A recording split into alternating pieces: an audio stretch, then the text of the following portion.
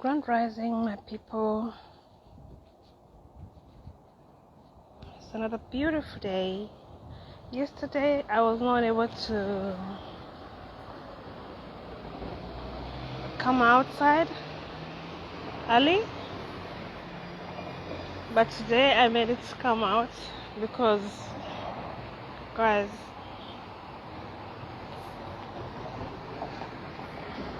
my eye problem sometimes. When I wake up in the morning, my eyes are in pain, and I have to try to stay for some time to let them calm down, but sometimes they don't. So yesterday I was not able to come out because of the pain, but today the pain was not much, so I only took like 30 minutes, wash my face, use my medicine, and yeah, I felt better. So at least I was able to come out today. The sun is out. It's so beautiful. It's just pink and orange, and my camera is not doing it much justice, but I'm gonna try and get as close as possible so we can experience the grand rising of Ra together. So right now in Kenya, there are protests. The economy is very, very high. The cost of living has gone very, very high because of tax, and some Kenyans believe that being taxed is a good thing to boost the economy, but it's not. Tax relief is what brings about economic growth. I am an economist. I know. We had an economist president, former retired President Mwai Kibaki. He is now the late, but he used the policies of tax relief to bring about serious economic change. One of the other things that always keep African economies on the low is having to get approval for their budgets from World Bank. I mean, we are already independent. I don't see as to why we cannot print our own monies and to be able to handle our own economies. But these are things that we cannot go to beg. We can only unite as Africa, have one currency. That is how we can only have one voice to be able to support our own economies. We are the owners of the trees that they used to cut down and print these monies all over the world. So since we own the raw materials, we own the golds, the silvers.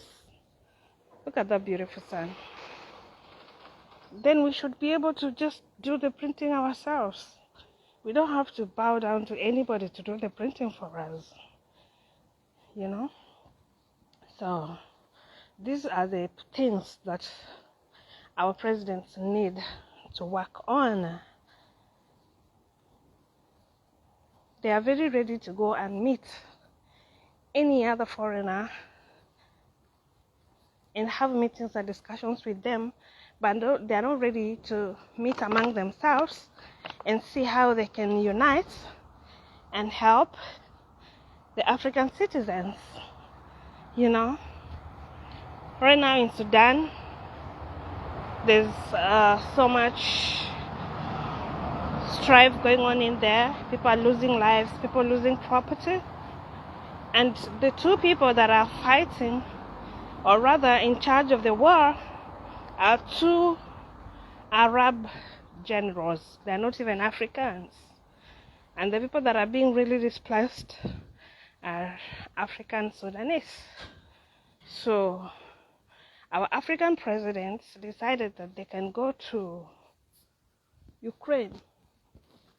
They can go to Ukraine to go and try to seek for peace after leaving Sudan in turmoil. So our African presidents have misplaced priorities. At the end of the day, charity begins at home. They have to try and make things better for African citizens first. There's nothing wrong with them going to try and seek for peace in Ukraine, but they need to start from home. There's turmoil in Congo as well, and it has been there since time immemorial. Since some Africans were used to betray His Excellency, the late Patrice Lumumba, he got unalived. His body was sprayed with acid, and they only left a tooth that they took to Belgium as a trophy. So you can imagine. And since that time, the curse has befell Congo, and there has never been peace. Yet Congo is the richest countries in the world in regards to reserves of so many raw materials. The blood, the Holy Scriptures, or rather the scriptures, I can refer to them because some of them were copied from African ancient writings. So the scriptures talk of Cain killing Abel, and the blood of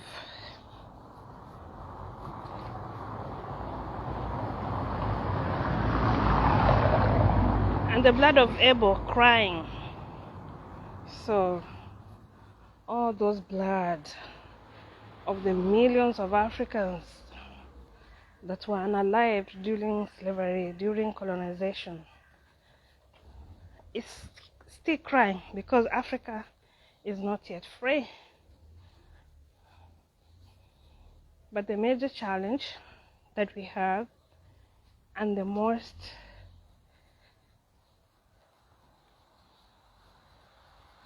worst thing that happened to Africa, is the gunpowder, the gun. We did not have guns before in Africa. We had our own way of maintaining law and order. So what makes our politicians forever remain sellouts is because they are guaranteed that, if you let us control your raw materials in your country, we will always make you and your family rich, and we will always supply you with the guns so that the police will help you silence any other person who tries to speak up. And this has led to several loss of life in Africa, and so many years of loss of our raw materials, and it's just heartbreaking, So we need to do better. We need to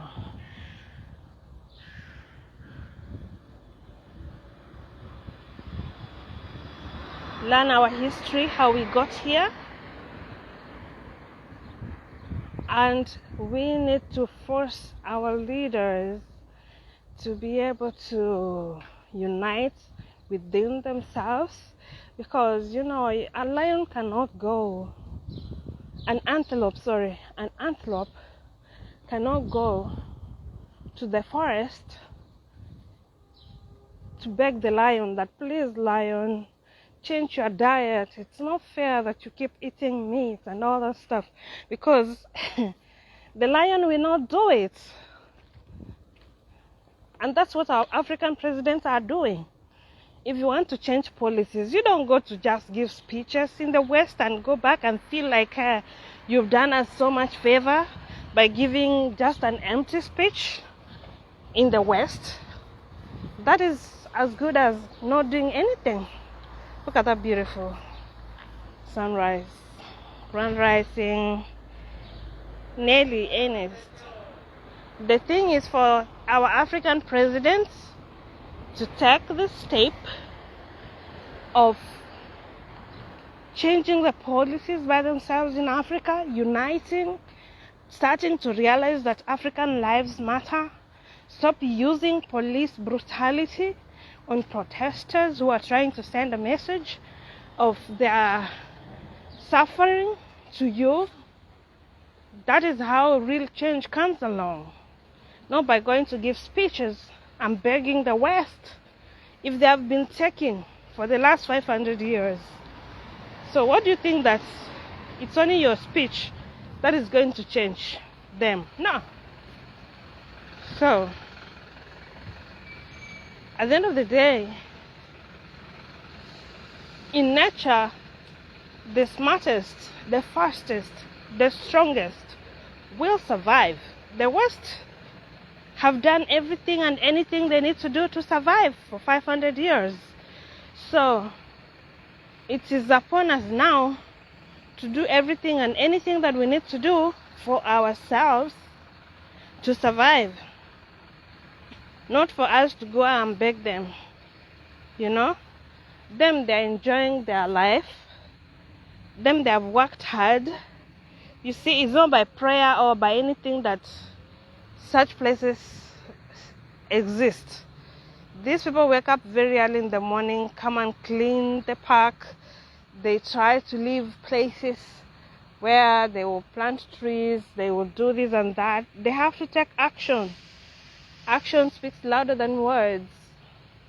If you find such a place in Africa, the politicians will grab it and build story buildings because all they think about is how to make more and more money. So we have to take responsibility as African people. We can't always blame other people because they have just done whatever they needed to do to survive. So it's upon us to start using our brains. It's upon us to start using our God-given abilities, not always to be beggars of other people. We have to learn to help ourselves. So I'm very disappointed by the Kenyan police by unaliving people who were peacefully protesting. I know some of you will be like, they were spoiling property. You cannot compare human life with property. I don't support destruction of property, but the police are supposed to be present during protests to guard property, not to unalive people. So we need to do better. We need to do better as a people. We need to do better as countries. We need to unite. Have one passport all over Africa. Have one currency all over Africa. Learn to help ourselves. Stop being beggars of other people who have also just done whatever they had to do to make sure that they and their generation benefit from the resources of the earth, So we need to do better.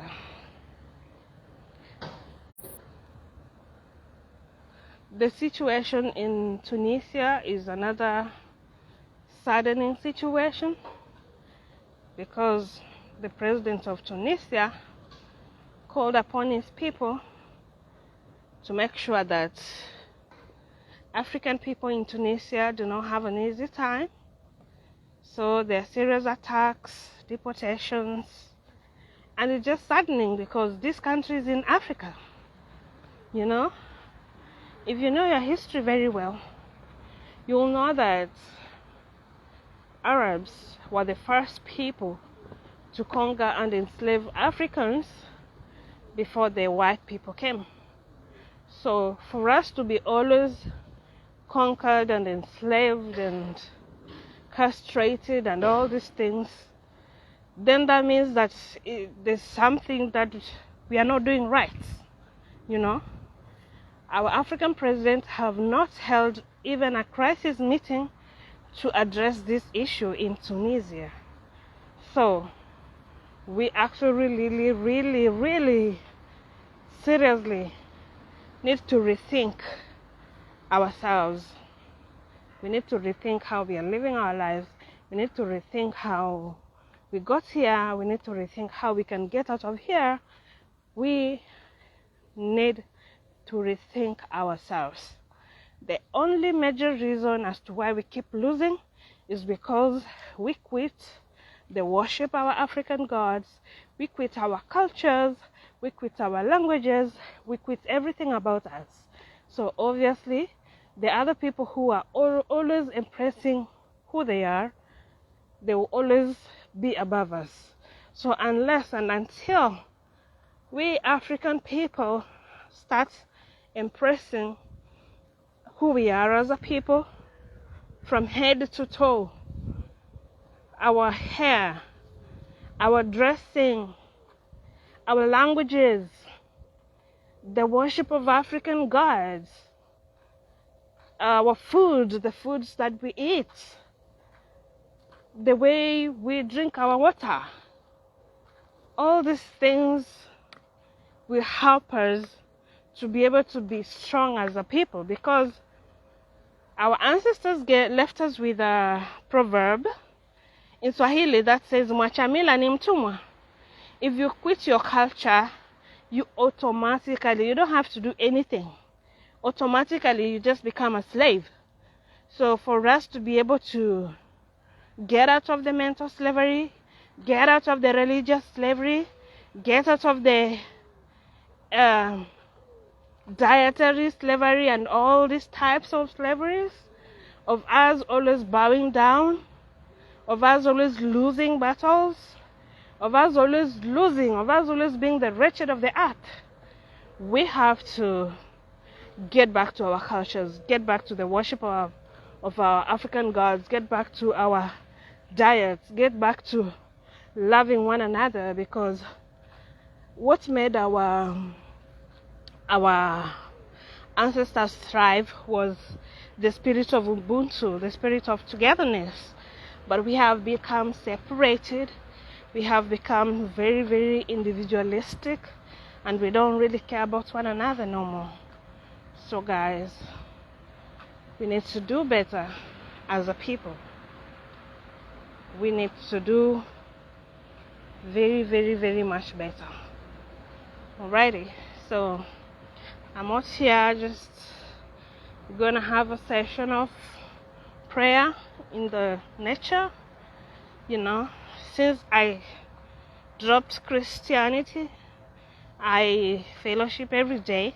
I've been doing it at home, but this year I want to take it to the next level, whereby I come out in nature, because it's summertime now. The weather is really good and nice in the morning before it gets hot. And again, our prayers are usually effective as the sun rises. That's how our ancestors did it. So that's just what I want to do. Have my session and worship in nature. You know, hug a few trees, remove my shoes and just stay grounded, re-energize myself. You know, when you walk barefoot, because the earth has positive neutrons and our bodies accumulate negative electrons, so there will be exchange so that you get the positive neutrons in your body. So that's just what I'm about to do right now. And yes, I'm just trying to do the best in my own small way, and I hope many will be able to join me in the quest for our going back to nature, going back to our culture, going back to our diet, going back to our natural hairs. Yeah, so that's just it. Have a blessed, beautiful day, and thanks for joining me, everyone. If you're gonna watch this video after my live is through, you're free to drop your comment and say something. Let's share out on how we can help ourselves, because the situation that Africa is in is not good at all, and we cannot afford to just come to this world and see all these things that are not right and still hand over such to our children. At least let's do better as a generation so that we can live a better world for our African children all over the world. Our unity, our power, our culture, our pride. Thank you, everybody. Ciao, ciao. Bye-bye.